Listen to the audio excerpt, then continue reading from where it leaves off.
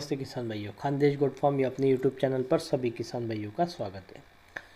इस वीडियो में हम लोग किसान भाइयों ने कमेंट्स में जो सवाल पूछे हैं उसके जवाब देंगे। तो पहला सवाल है जिसमें किसान भाई ने पूछा है कि भाई हम लोग बकरियों को सिर्फ ड्राई फोडर पे नहीं संभाल सकते हैं, मतलब ड्राई फोडर और जो हम लोग कॉन्सेंट्रेटेड फीड देंगे खुराक, उसके ऊपर हम लोग संभाल सकते हैं कि जहाँ पर ग्रीन नहीं देंगे, हम लोग हरा चारा नहीं देंगे।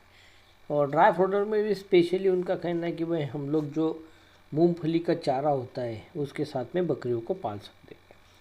वैसे देखी जाए किसान भाइयों तो ड्राई फोडर पे बकरियां बहुत बढ़िया से पलती है, बहुत अच्छे से उनका वज़न भी बढ़ता है, तेज़ी से वज़न बढ़ता है सूखे चारे के साथ में। पर सूखा चारा जो होना ना, वो क्वालिटी वाला सूखा चारा चाहिए। ग्राउंड नट वाला जो सूखा चारा होता है वो बेहतर होता है, इसके साथ में आप बकरियों को पाल सकते हैं। पर कम से कम 2 तरह के सूखे चारे अपने पास होना चाहिए। सबसे बढ़िया सूखे चारे जो मार्केट में अभी अवेलेबल होते हैं वो तुअर का भूसा हो सकता है, उसमें चने का भूसा हो सकता है, उसके बाद में हरी पत्ती हो सकती है जो कि राजस्थान से मिल जाती है, मसूर का भूसा हो सकता है। ऐसा अलग अलग तरह के जो भी दाल वर्गीय जो भी चारे हैं उनका अगर भूसा मिले तो ये बढ़िया सूखा चारा है बकरियों के लिए। इनके साथ में बकरियां बहुत बढ़िया से वज़न बढ़ाती है। ड्राई फोडर में ज़्यादा से ज़्यादा वज़न बढ़ता है ग्रीन फोडर के हिसाब से, क्योंकि ग्रीन फोडर बोले तो क्या है, हरा चारा बोले तो क्या है, हरा चारा बोले तो सूखा चारा और पानी। पानी तो ऐसे भी ऊपर से हम लोग बकरी को दे सकते हैं, तो सिर्फ सूखा देंगे तो बकरी ज़्यादा से ज़्यादा खाएगी और जितना चाहिए उतना पानी देगी। पर हरे चारे के साथ में क्या होता है, जबरन उसको चारे के साथ पानी भी लेना पड़ता है। इसलिए बहुत बार जो ड्राई या सूखा जो चारा होता है वो पेट में कम बैठता है और उस कारण बकरी में वेट गेन अच्छे से नहीं होता है। तो किसान भाई आप बढ़िया से बढ़िया सूखे चारे रख लो आपके पास में, तो उनके हिसाब से आप लोग बकरी को बढ़िया तरीके से पाल सकते हैं। अगला सवाल है कि किसान भाई ने पूछा कि भाई आप वैक्सीनेशन शेड्यूल दे सकते क्या। इससे पहले भी हमने वैक्सीनेशन के बारे में 1-2 वीडियो बनाया हुआ है। आप अगर कोई किताब उठा ले या इंटरनेट पे ढूंढ ले वैक्सीन बकरियों को किस तरीके से दी जाती, तो आपको अलग अलग चार्ट्स मिलेंगे।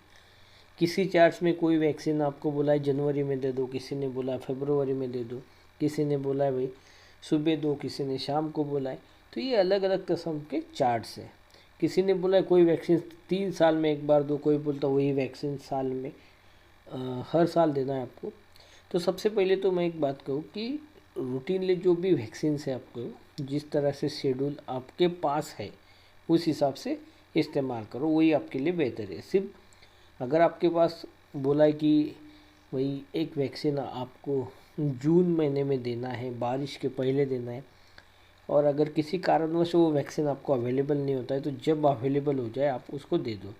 शेड्यूल का कोई बाउंड मत करो, जो भी शेड्यूल आपके पास है उसको फॉलो करो। अगर गवर्नमेंट का कोई शेड्यूल होगा आपके पास में तो वो ज़्यादा लाभदायी है, तो गवर्नमेंट का कोई भी शेड्यूल इसके लिए फॉलो करो। कोई ऐसा फिक्स शेड्यूल वैक्सीनेशन के लिए है होता नहीं है, और ना ही आपको जो भी आपके पास शेड्यूल है उसको एकदम फिक्स से आप मान लो। आपके हिसाब से वैक्सीन कभी मार्केट में रहती है नहीं रहती है, तो उस हिसाब से जब भी आपको वैक्सीन मिलती है उस हिसाब से आप उसको जानवर में लगवा लो। इसके ऊपर हम लोग डिटेल एक वीडियो बनाने वाले हैं जो कि अगले कुछ दिनों में आ जाएगा। एक किसान भाई ने सवाल तो नहीं पूछा है ये, पर हम लोगों को एक हमने जो इन्फॉर्मेटिव वीडियो बना था लहसुन घास पे, उसके ऊपर उन्होंने कमेंट की थी कि भाई ये लहसुन घास नहीं है तो ये अल्फ़ा अल्फ़ा है करके। तो देखिए किसान भाइयों, हमारे पास जो भी चारे हैं वो अलग अलग भारत के प्रांत में, अलग अलग एरियाज़ में उनको अलग अलग नामों से पहचाना जाता है। तो इस वीडियो में हम लोग ये कमेंट पे देखेंगे कि देखो रचका, लहसुन घास, लुसेन, अल्फ़ा अल्फ़ा, ये सब जो नाम है ये पूरे के पूरे नाम मेथी घास के। महाराष्ट्र में इसको मेथी घास बोला जाता है या लहसुन घास बोलते हैं। लहसुन घास बोलते हैं, ये लूसन घास का थोड़ा सा गड़बड़ा करके एक नया वर्ड बना लिया है किसान भाइयों ने।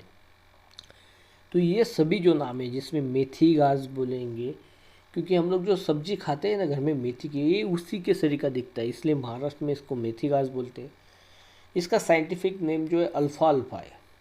और एक ब्रांड नेम था रचका करके जो बहुत फेमस हो गया था, इसलिए इसको रचका घास भी फॉरे पूरे मतलब भारतवर्ष में कहते हैं। जैसे कि वनस्पति घी को डालडा बोलते थे, जैसे कि क्योंकि डालडा एक ब्रांड नेम था एक वनस्पति घी का, पर वो इतना फेमस हो गया था इंडिया के अंदर, तो कोई भी वनस्पति घी लेने के लिए जाते थे किसान भाई या कोई भी खाने वाला बंदा, तो वो उसको बोलता था कि दुकान वाले को कि भाई हमको डालडा घी दे दे।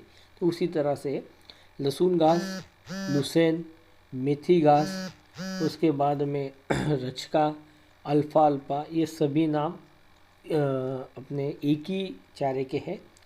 तो ये कोई अलग अलग नहीं है किसान भाई, तो इसको आप समझ के अगले टाइम जब भी आप मार्केट में जाओगे तो उस हिसाब से इसको इस दुकान वाले भाई से बात करके आपको लेना है।